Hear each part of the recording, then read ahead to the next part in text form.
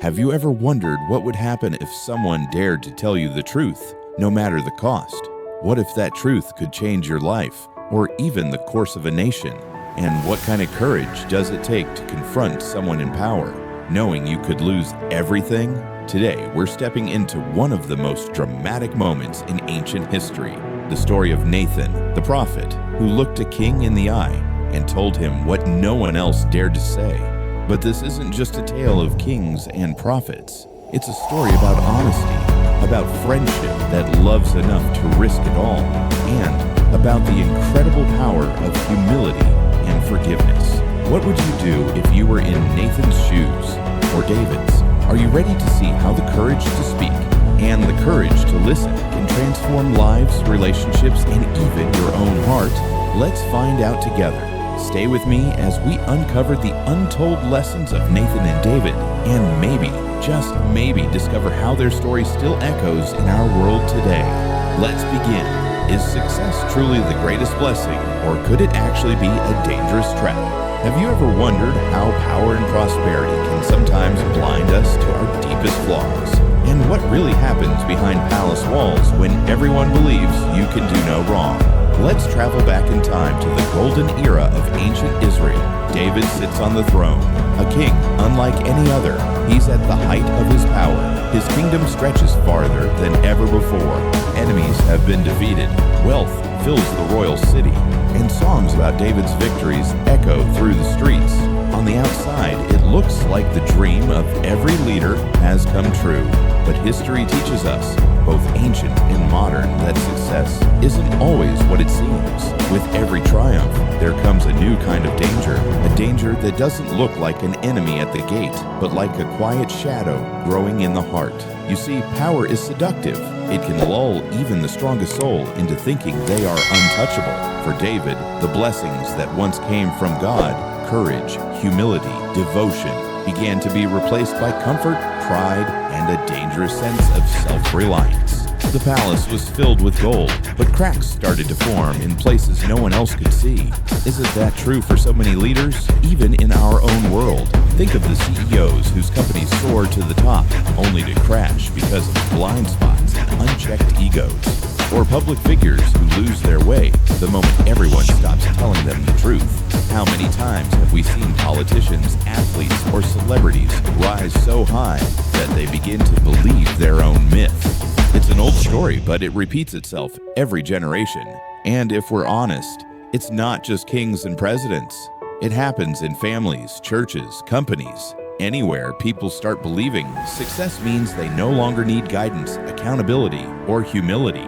I've seen it time and again. Success is never an automatic vaccine against failure.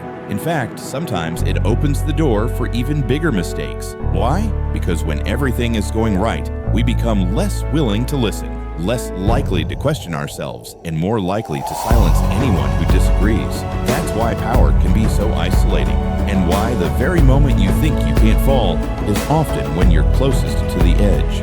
For David, the seeds of disaster were planted not in the heat of battle, but in the comfort of the palace. When he no longer had to fight for survival, he let down his guard, and temptation, silent, patient, waited for the perfect moment.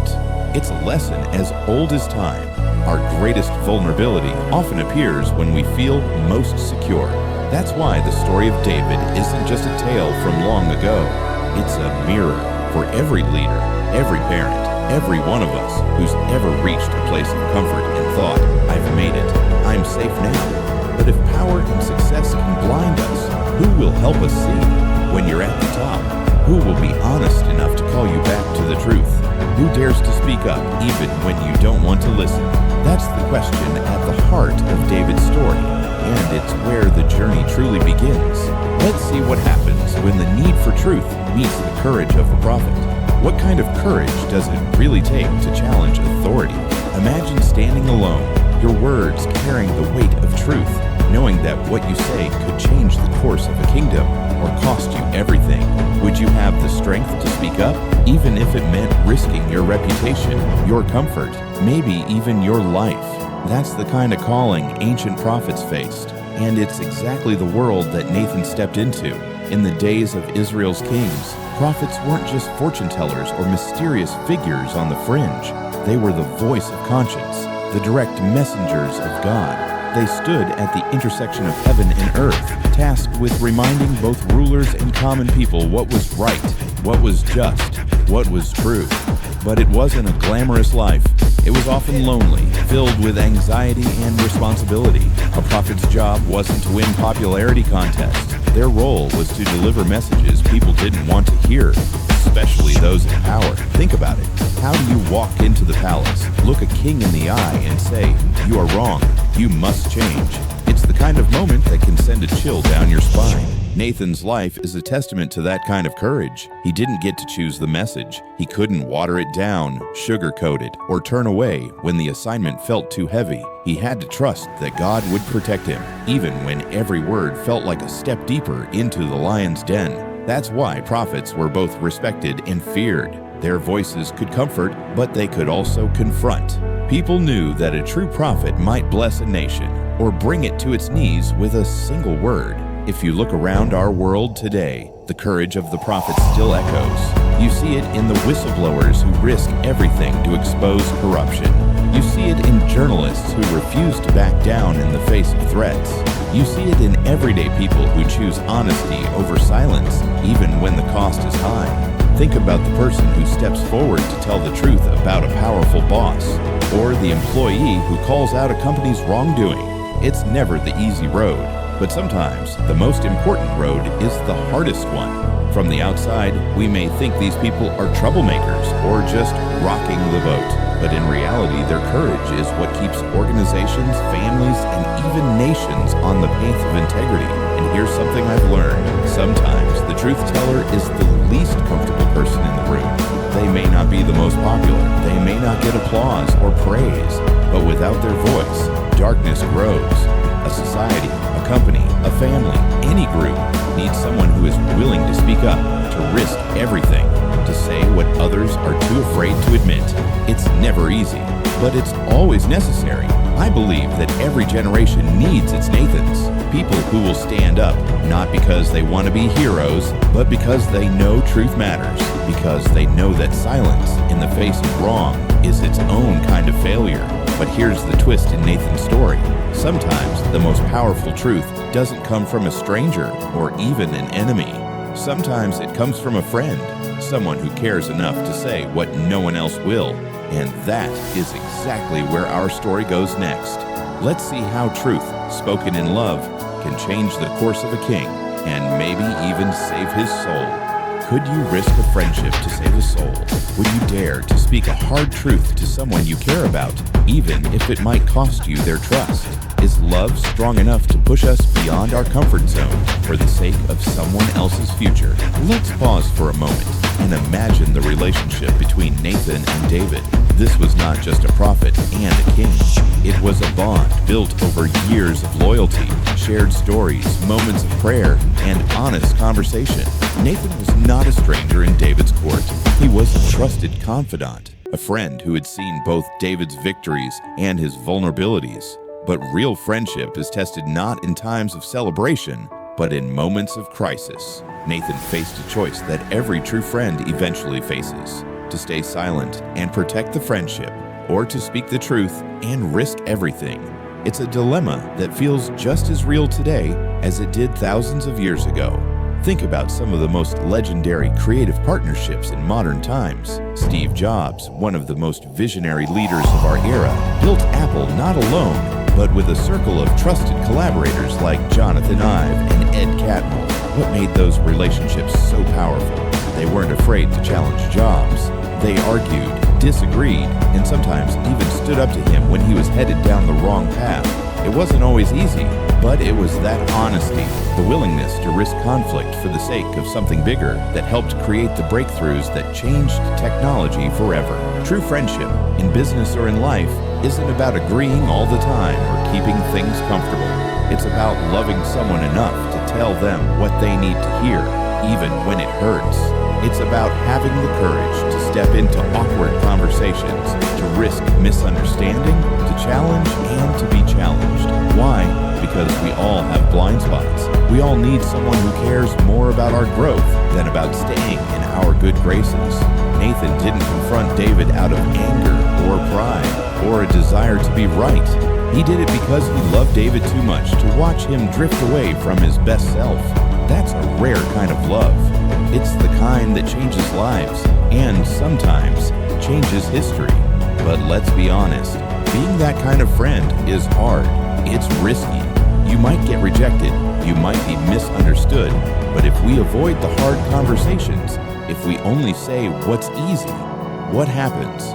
We watch our friends, and maybe even ourselves, wander into trouble, isolated by their own power, unable to see what's really going on. In my own experience, the friendships I value most are the ones where I can be called out, where I know the other person is for me, even when they challenge me. That's the kind of friendship Nathan and David had. It wasn't always comfortable, but it was real. So here's a question for all of us. Do you have a Nathan in your life? Someone who cares enough to be honest, even when it's difficult?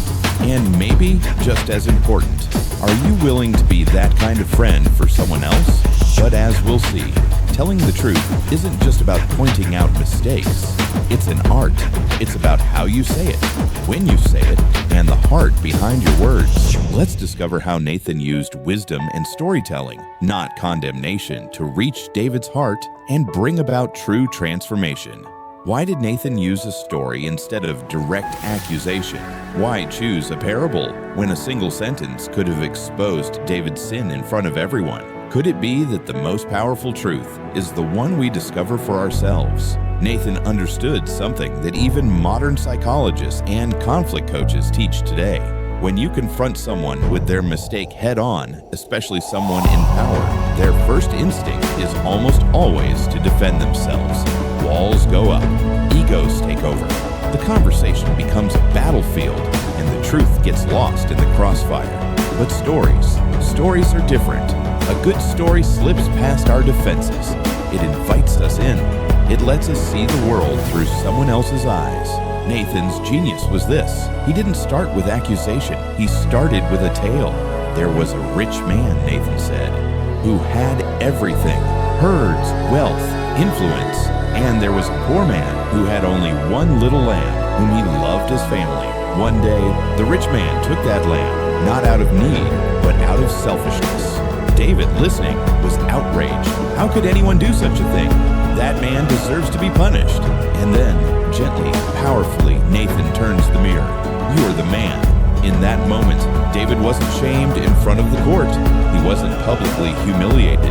He was given the space to see his own actions through the lens of empathy and justice. And that right there is the art of gentle confrontation. If you've ever been to therapy, you might notice a similar approach. A wise counselor doesn't just tell you what's wrong.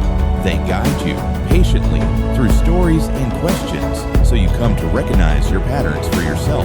In leadership and even in families, storytelling is a tool that opens hearts where arguments only build walls. It's no coincidence that some of the most effective mediators, managers, and parents use stories, analogies, or gentle questions to invite reflection. The mistake so many of us make, myself included, is believing that blunt honesty is always the best policy. Sometimes telling it like it is just triggers shame, anger, or resistance. People rarely change because they're shamed into it. They change when a seed of self-awareness takes root and grows.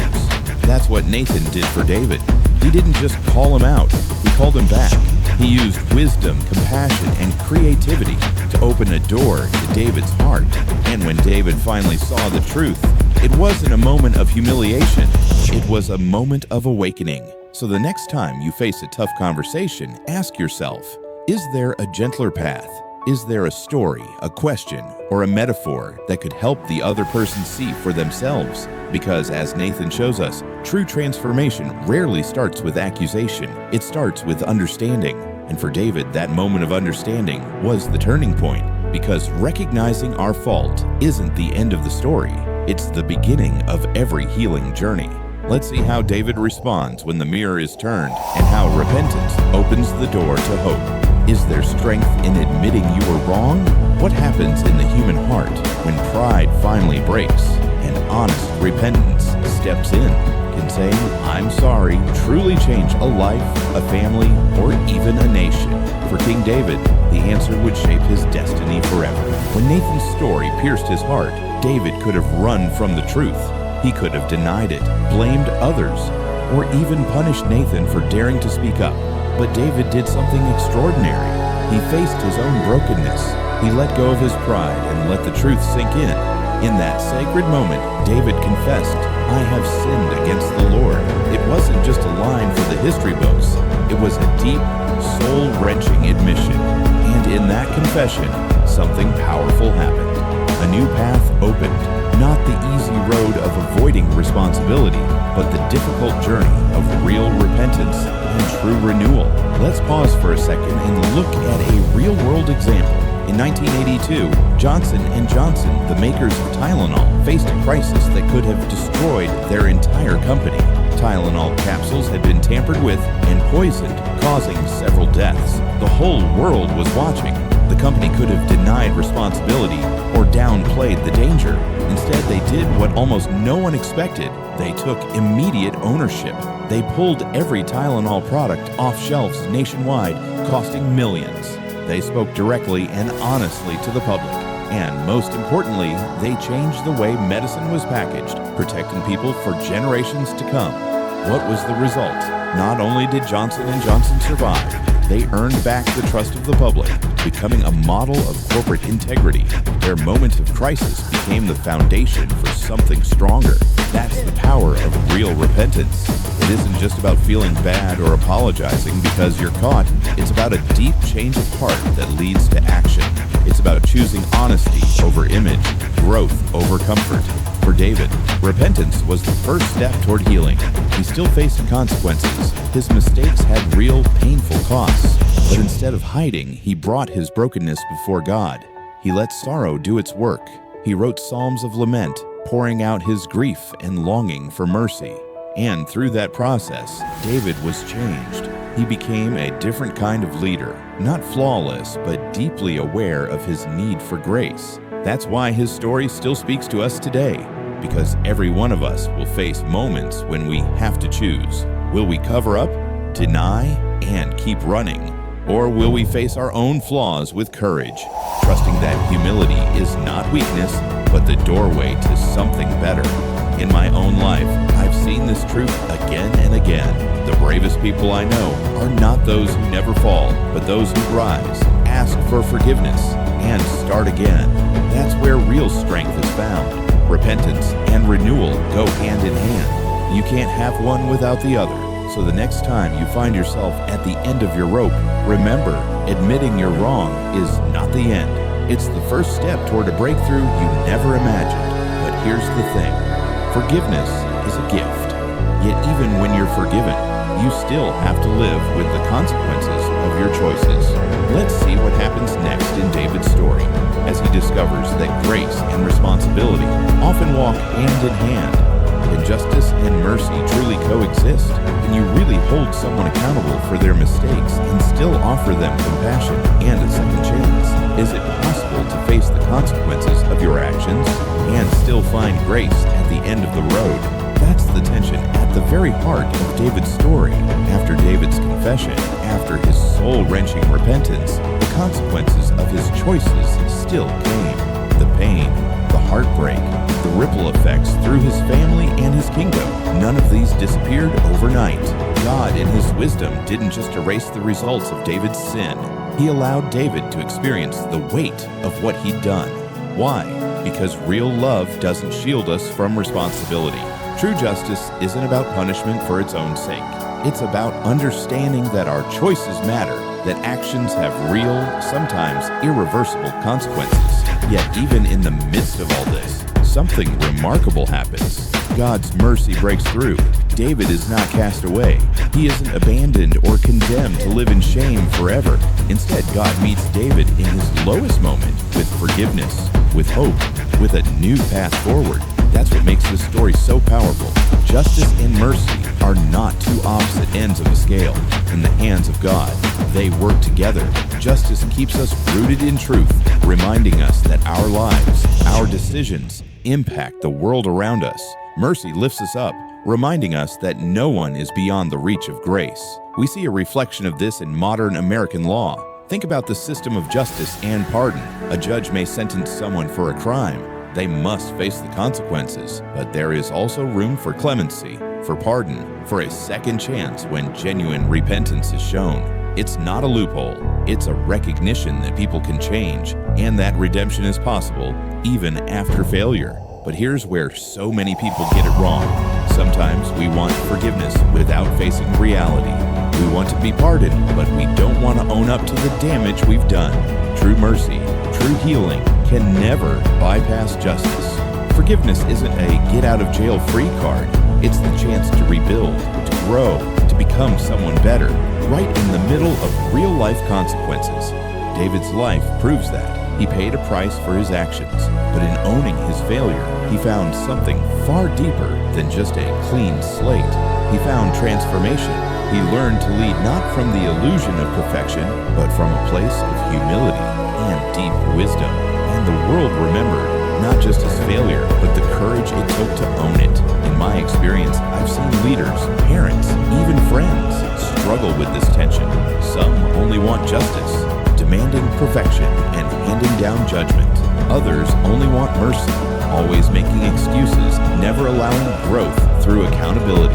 But the healthiest communities, the strongest relationships are built where justice and mercy walk hand in hand. That's how we become better. That's how we break cycles of harm and create cycles of hope. And that's what makes David's legacy so unique. His greatest contribution wasn't his victories, but the example he set by embracing both justice and mercy. That kind of humility and responsibility, that's what inspires a nation, a family, a generation. And as we'll see next, it's this very humility that can turn personal failure into a legacy of true leadership. Let's see how David's journey sets a standard for every leader and for every one of us. Can admitting failure actually make you a better leader? Does owning up to mistakes win trust or destroy your reputation? Could the future of an entire community depend on the courage of one person to say, "I was wrong"? When we think about leadership, most of us imagine strength, vision, or charisma. But David's story reveals a deeper truth. His greatest legacy wasn't the battles he won or the riches he accumulated. It was his willingness to be humble, to be accountable, to admit when he failed, and to let that admission shape the way he led. That's the kind of leadership that inspires nations, not just in ancient Israel, but in our world today. Let's take a look at a real-life example that changed American history. In 1961, President John F. Kennedy faced the disastrous Bay of Pigs invasion. The operation failed, humiliating the United States on the global stage. JFK could have blamed his advisors or tried to hide the truth. Instead, he took full responsibility, admitting the mistake openly to the American people. His approval ratings actually rose. Why? Because people saw his honesty. They saw a leader who put the nation's good above his own ego. That moment set a new standard for presidential accountability. It showed that true strength is not about never falling, but about how you rise after you do. And it's not just in politics. Think of companies that have faced crises. Think about Tylenol's recall or Southwest Airlines' public apology for operational meltdowns. Organizations that embrace transparency, that own their mistakes and communicate honestly, don't just survive, they often thrive, winning back customer loyalty and respect. Why does this matter? Because accountability builds trust, and trust is the currency that every leader, every parent, coach, teacher, or CEO needs most. But here's the catch. Being honest about failure is hard. It means letting go of the mask of perfection. It means being willing to listen, to learn, and to grow. Many leaders, maybe even most, try to avoid blame at all costs. They pass the buck. They double down on bad decisions. But sooner or later, the truth catches up. And when it does, only humility can turn disaster into legacy. That's what David did. He chose the harder path. He became a model, not of flawlessness, but of courage, of growth, of a willingness to start again. And that decision changed the story of a nation. In my own life and in stories from boardrooms to classrooms, I've seen this again and again. People follow leaders who are real, who own their flaws, who invite others into the process of getting better. Because if the leader can admit failure, so can the team. If the leader can learn from mistakes, the community becomes stronger. So as we look back at David and across history to JFK, or to great CEOs who lead with transparency, one thing becomes clear. Humility isn't weakness. It's the foundation of a legacy that lasts. And that brings us to a final personal question. What does this lesson mean for each of us in our own lives right now? Let's bring this story home. How would your life change if you dared to speak and receive truth? What if honesty wasn't something to be feared, but a gateway to real freedom and new beginnings? And what kind of community could we build if each of us chose courage over comfort every single day? Let's take one last look at the journey we've traveled together, from David's rise to power and Nathan's lonely courage, from the art of gentle confrontation to the strength it takes to admit you're wrong, and the profound transformation that only true repentance can bring. We've seen that honesty, humility, and renewal aren't just ancient ideals. They are the heartbeat of every strong family, friendship, team, and nation. Here's what I've learned. Over years of listening, leading, and sometimes failing, growth always begins with truth. Not the easy truth, but the hard, sometimes awkward honesty that calls us out and calls us up. Whether you're a leader, a parent, a friend, or just trying to be the best version of yourself, you can't change what you won't face. You can't be renewed unless you're willing to let go of old excuses and step into the light. And you can't walk this path alone. So what does this look like in real life? It might mean building a circle of friends who challenge you, not just comfort you. It might look like family dinners where feedback is given with kindness and apologies are seen as a sign of strength, not weakness. Maybe you start a group at work or in your community where honesty is honored and support is offered, no matter what mistakes are made.